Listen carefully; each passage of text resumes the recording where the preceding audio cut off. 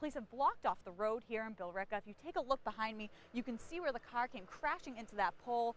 These bus drivers say they were never on strike. They were actually locked out, and they're coming together tomorrow to make sure people know their side of the story.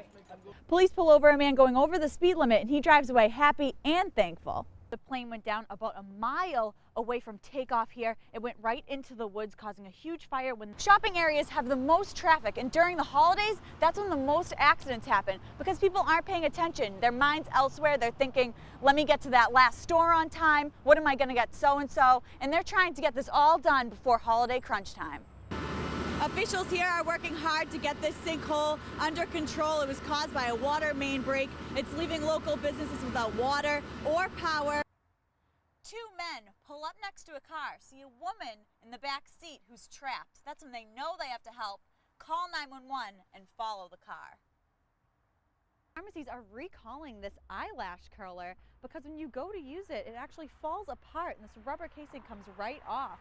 The recall states that when you do use it, you can lose control and it can cause injury.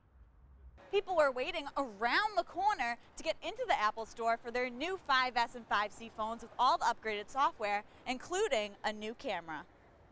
If fans did leave early last night, I'm sure they're regretting it now after Shane Victorino gets up to bat, shoots one into the Green Monster for a grand slam, giving the Sox their Game 6 win in their third trip to the World Series in 10 years.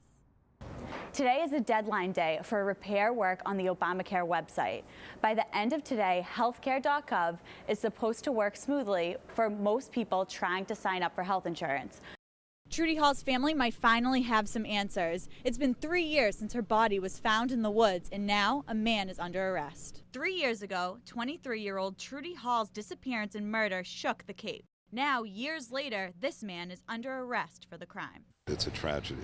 This is a young woman who was very much loved by her family and by others, and I hope this brings some measure of peace to her loved ones, particularly her mother.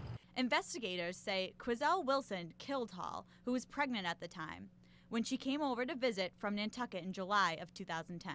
These two had a relationship. I think the evidence ultimately will show that he was the father of the child that she was carrying.